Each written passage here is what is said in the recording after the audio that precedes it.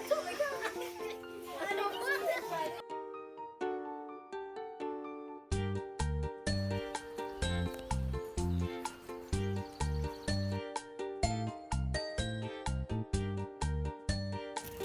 Ni faire de gestes brusques.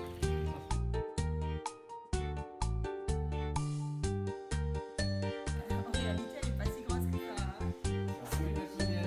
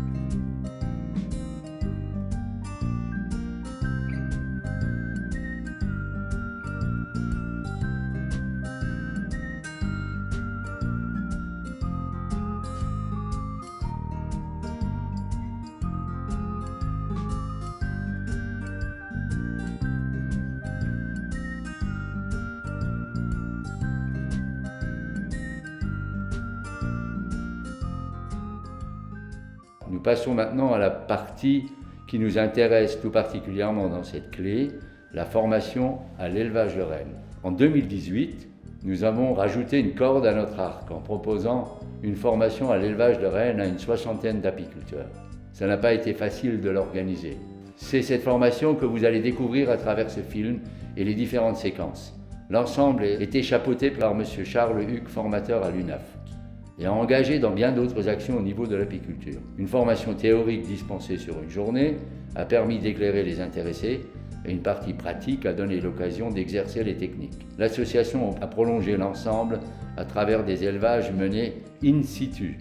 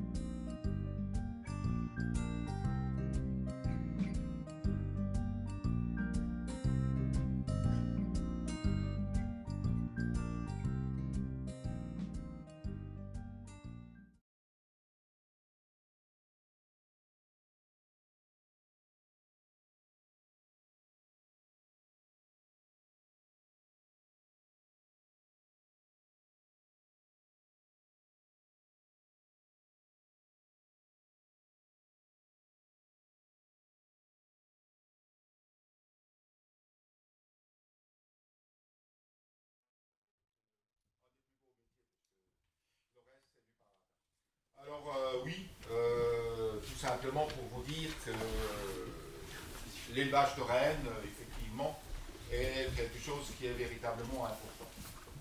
C'est très important, et puis on l'a un petit peu négligé, on l'a un petit peu peut-être oublié. Bon, ben, tout d'abord, on ne savait pas trop, mais de toute manière, dans leur naturel, les abeilles font chaque année de l'élevage de rennes. Et c'est parce qu'ils font chaque année de l'élevage de rennes qu'ils ont passé 30 millions d'années. Nous, pauvres petits humains, on est à peine à quelques 3 ou 4 millions d'années. Donc vous voyez. Et bon, moi pour ma part, j'ai eu beaucoup de chance parce que je fais partie de ces chanceux, puisque j'ai connu des gens. D'ailleurs, ce que je vais vous dire aujourd'hui, c'est pas moi qui l'ai inventé. Hein, je suis beaucoup trop imbécile pour vous inventer des choses pareilles. Mais en gros, ça date de quelques 150 années. Puisqu'il y a quelques 150 années, on a commencé à faire une apiculture un petit peu différente de ce qu'on faisait depuis le Moyen-Âge, c'est-à-dire avec des ruches à paille, etc. On a inventé la ruche à cadre, etc. Et on a commencé à découvrir ce qu'il y avait dans la ruche, le couvain, etc., le couvain mâle, le bourdon, mais également les rennes. Il y a quelques 150 années en arrière, eh bien, on a eu des gens qui s'appelaient des Dirsom, des Ruchka, des Perlepsch, etc., qui vivaient dans ce qu'on appelle aujourd'hui, ce qui était à l'époque donc le deuxième empire allemand, auquel vous, Mosellans, tout comme nous, Alsaciens, nous appartenions.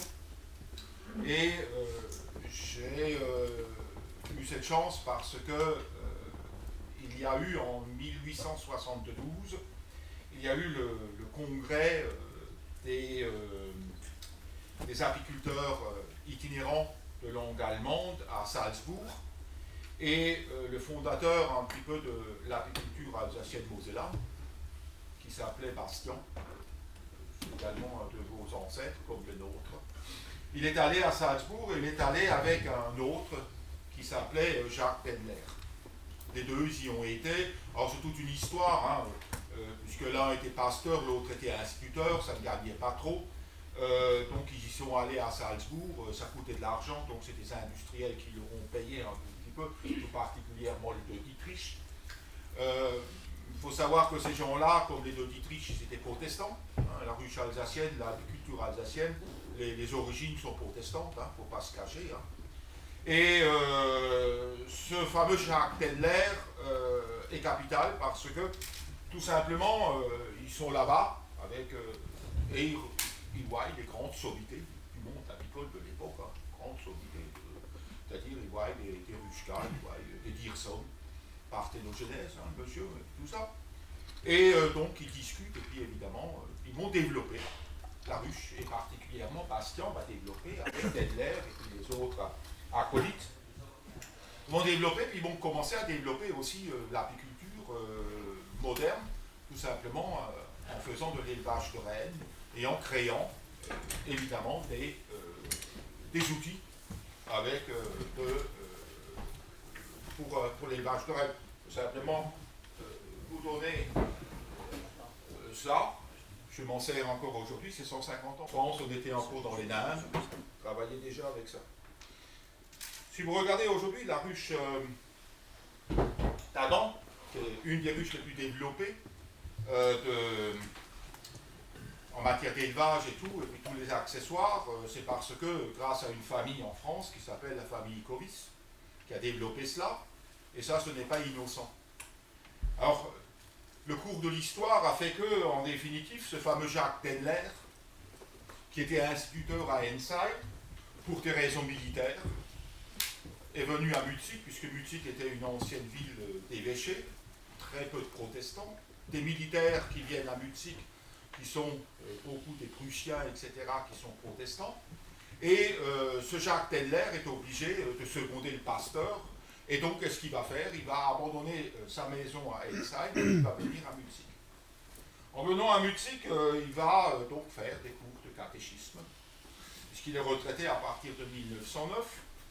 Et notamment, il va avoir un élève qui s'appelle Frédéric Trapp. Et Frédéric Trapp, lui, il va être son élève. Et ce Frédéric Trapp, après, il va continuer à se développer. Et il va devenir, à un moment ou à un autre, le président du syndicat des apiculteurs de Molsheim. Et donc, en étant président du syndicat des apiculteurs de Molsheim, qu'est-ce qu'il va faire? Eh bien, il va développer ce que Dedler lui a appris. Donc, c'est un fils direct des Bastian et puis des Dedler. Et on va être pratiquement le premier syndicat à développer l'élevage de rennes, station de sélection, une station de sélection, etc.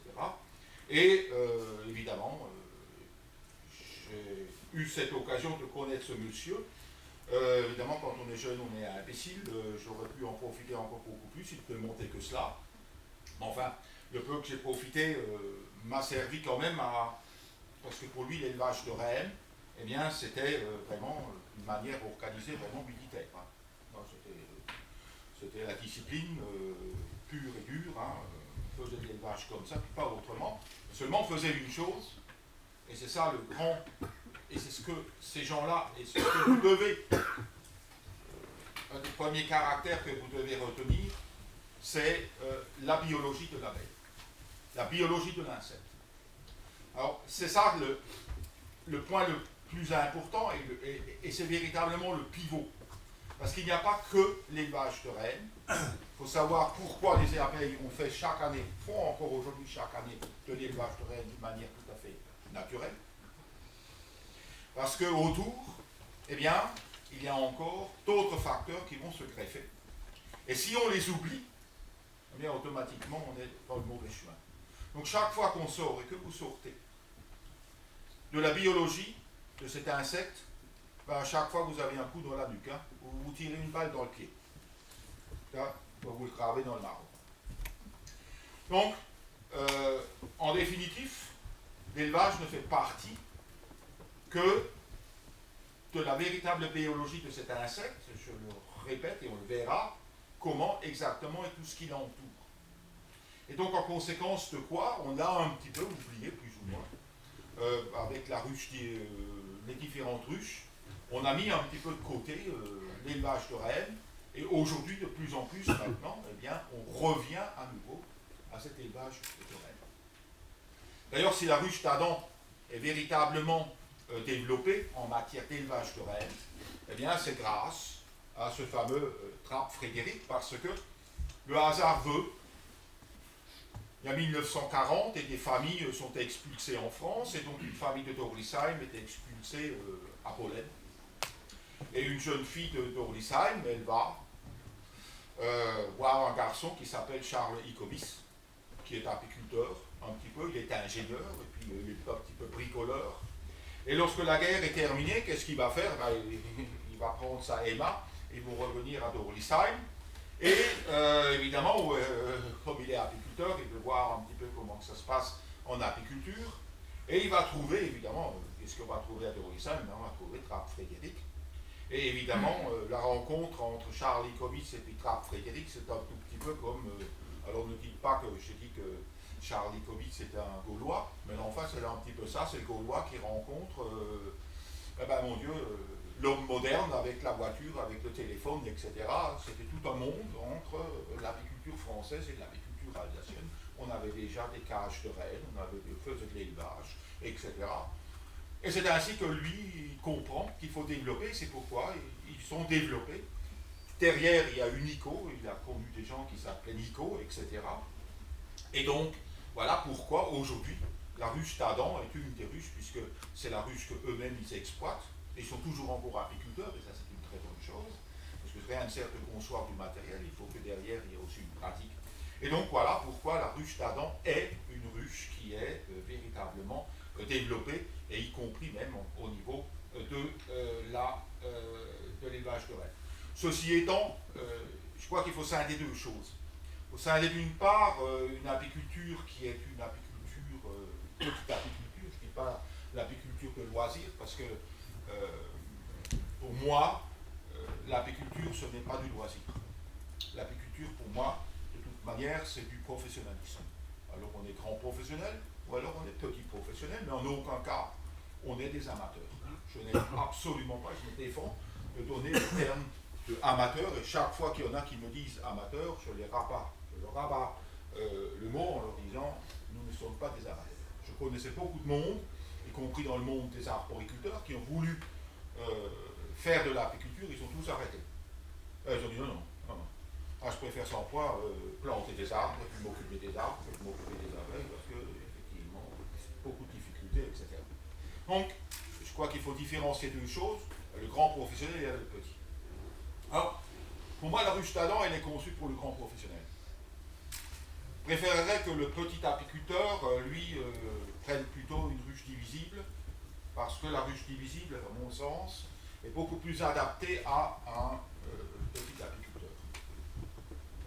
La ruche d'Adam, pour le petit apiculteur qui n'a que 2, 3, 4 ou 5 ou 10 ruches, c'est relativement délicat et relativement difficile parce que, et puis on le verra dans la biologie de l'abeille, il faut savoir la conduire et puis il faut surtout savoir changer les cires. Et si aujourd'hui nous avons de plus en plus de loques américaines qui se promènent un tout petit peu partout, il faut toujours voir où se trouvent les départs. La plupart du temps, les départs se trouvent dans les ruchers qui sont équipés de ruches d'Adam. Alors c'est pas compliqué du tout. En Allemagne, la nosémose et surtout la loque américaine se développe de plus en plus. Et elle se développe au fur et à mesure qu'avance, puisque les Allemands, ils enlèvent leur Zahnter et compagnie, ce qui est une grande connerie, mais enfin bon, c'est leur affaire, et puis ils les remplacent par les ruches d'Adam. Et au fur et à mesure qu'ils remplacent les ruches d'Adam, au fur et à mesure que la loque avance, et devient de plus en plus importante. Donc il faut savoir conduire une ruche d'Adam. C'est pourquoi moi, pour ma part, le petit apiculteur, pour moi, a plutôt intérêt, et puis d'ailleurs dans ses manipulations qu'on verra après, à prendre une ruche divisible plutôt que la ruche d'Adam. Maintenant, évidemment, chacun est libre. Ne rentrez pas chez vous en disant que la ruche d'Adam, ça ne vaut rien du tout, c'est juste à mettre sur le fumier. Non, absolument pas. Je crois qu'il faut serrer les choses, et à chacun, je dirais, son occupation. Alors, aujourd'hui, on va donc voir un petit peu, si vous voulez bien, donc l'élevage de rennes. On va voir ça, et puis non seulement l'élevage de rennes, et puis la sélection de rennes. Sélection, je vais vous dire tout de suite, le plus facile, c'est l'élevage de rennes. La sélection, c'est un chapitre qui est complètement à part et qui est relativement difficile. C'est un chapitre qui te demande le chapitre de toute une vie. Et vous pouvez du jour au lendemain tout louper. Je me rappelle d'un grand apiculteur qui s'appelle Ziner Raymond qui m'a dit un beau jour, moi j'ai fait une connerie et puis j'ai 25 ans de sélection, je les ai foutus par terre en une année. Vous voyez que c'est complètement ardu. Donc la sélection, il faudra en faire. Et la sélection sera basée surtout sur un point, c'est-à-dire que plus que vous avez de ruches, plus que vous êtes, ben meilleure sera votre sélection parce que plus vous aurez du matériel à sélection. Alors il faudra faire un petit peu de sélection, oui, c'est vrai, mais enfin sans trop s'apesantir, parce que si on prend derrière les questions de race et puis tout cela, pureté de race, etc., il vaut mieux laisser cela à des gens qui sont des professionnels et qui pratiquement ne font que cela. Donc voilà, on traitera néanmoins quand même ce chapitre qui sera un petit peu plus rapide que le premier, qui est donc l'élevage de rennes. Ensuite, on aura donc en deuxième, alors c'est une nécessité hein, pour toute apiculture moderne, également si vous voulez développer votre cheptel. Aujourd'hui, nous avons des problèmes avec les mortalités d'hiver, donc il va falloir également remplacer les mortalités d'hiver. Donc, c'est à la portée de tout producteur, et puis on verra, il y a des méthodes qui sont très simples pour faire de l'élevage de rennes. Très simple, même pour le petit qui n'a que 3 ou 4 ruches, c'est aucun problème. On a ensuite donc le chapitre 2, donc effectivement, c'est un impératif pour toute apiculture hein, de production, si vous voulez, mais néanmoins, comme je vous ai dit, il faut faire une sélection, plutôt une sélection massale, on verra ce que c'est, et parce qu'à lui tout seul, le chapitre de sélection, si vous voulez, il faudra qu'on rentre dans, mais nous n'y rentrerons pas aujourd'hui, notamment sur un chapitre qui est très important, qui est celui, évidemment, de la génétique, et puis là encore, vous comprendrez très bien que c'est relativement complexe dans la mesure où notre abeille, évidemment, pratique la parthénogenèse. Rhinotope, certes, mais enfin, quand même la parthénogenèse, qui demande évidemment d'avoir un calendrier qui est bien établi. Donc c'est une tâche qui est continuelle, mais qui est effectivement de compétence qui est affirmée. Ensuite, on verra le chapitre 3, c'est-à-dire les principes de conduite. Hein. Donc, c'est la suite logique de l'élevage. Bon, c'est assez court, évidemment, là encore, mais évidemment, on verra, c'est bien gentil de faire de l'élevage de rennes, c'est bien gentil de faire des nucléis, etc. Et après, on les a sur les bras. Qu'est-ce qu'on va faire avec? C'est le troisième. Beaucoup de gens me disent, oui, mais moi, quand je finis mon élevage de rennes, quand j'ai mes nucléis, finalement, qu'est-ce que je trafique avec? Ça, c'est effectivement, on peut dire effectivement quelque chose également, un point qui est relativement important. Il y a un point sur lequel je tiens particulièrement à être précis là aussi, c'est que pour moi, ce qui me concerne, c'est-à-dire que tout ce que je vais vous cracher aujourd'hui, c'est que je l'ai pratiqué. Donc, parce que toutes les théories, c'est bien gentil, mais uniquement si c'est applicable. Donc, ça aussi, c'est un principe de base. On n'applique qu'effectivement ce qui est réellement efficace. Sinon, ce n'est pas la peine de cracher des théories pour que derrière, il n'y a rien. C'est absolument pas. En plus de ça, nous sommes en apiculture, et vous savez, les apiculteurs, c'est des animaux un petit peu particuliers, puisque chacun s'imagine être évidemment le maître du monde, chacun a son idée, chacun fait son apiculture à lui, etc. Et puis alors évidemment, il y a 36 000 méthodes, alors un vient avec cette méthode, l'autre vient avec l'autre, et puis parfois finalement, bon, bref. Je crois que ça, c'est une chose qu'il faut bien vous marquer, et puis également si vous faites vous-même des cours, c'est-à-dire de ne mettre dans la tête des gens que des choses qui effectivement sont efficientes et puis qui marchent. On va commencer par donner 5 grands principes au rucher. Un des premiers piliers, c'est déjà l'élevage de rennes. Ça, c'est la première des choses. Ça, c'est le premier. Ensuite, on a le deuxième, c'est la formation de nucléi, le renouvellement des populations, et puis on verra encore d'autres choses. Le troisième, qui est un sujet qui est très important, quand on oublie celui-là, c'est là en principe qu'on a des loques et compagnie, c'est le renouvellement des cidres. Et là, ça fait partie pure et simplement de la biologie de la mer. Ensuite, évidemment, il y a un troisième, c'est la sélection au rucher. Donc chez vous tout seul, évidemment, si vous n'avez que 3 ruches, vous ne pouvez sélectionner que sur 3 ruches. Si vous allez avec un copain ou une copine, puis tout ça, puis encore quelques-uns de plus, si vous avez 20 ou 30 ruches, vous pouvez sélectionner sur 20 ou 30 ruches. C'est toujours de mieux en mieux. Et puis ensuite, il y a le cinquième, c'est donc une bonne observance de la partie sanitaire sur votre rucher. Alors ça, c'est un problème actuellement, puisque les choses vont évoluer. Et est-ce qu'ils vont évoluer dans le bon sens? Ça, on n'en sait rien. On va toujours est-il, c'est que vous avez tout intérêt, effectivement, à avoir une bonne observance sur votre cheptel, que la partie sanitaire ne soit pas mise au rencard, puisque ceci est très important.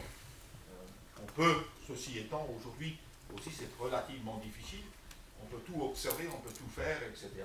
Et malheureusement, avoir des déconvenues avec des pertes hivernales qui sont importantes qu'on n'arrive pas à expliquer, après que vous ayez tout fait. Mais enfin, on va rester dans le cadre de l'élevage de rennes, et on va ne pas rentrer trop qu'un moment, et au moins d'un moment à l'autre, on va le frôler, mais ce qui est la partie conduite de votre rucher et de votre ruche, évidemment. Alors, je vous ai parlé une chose importante.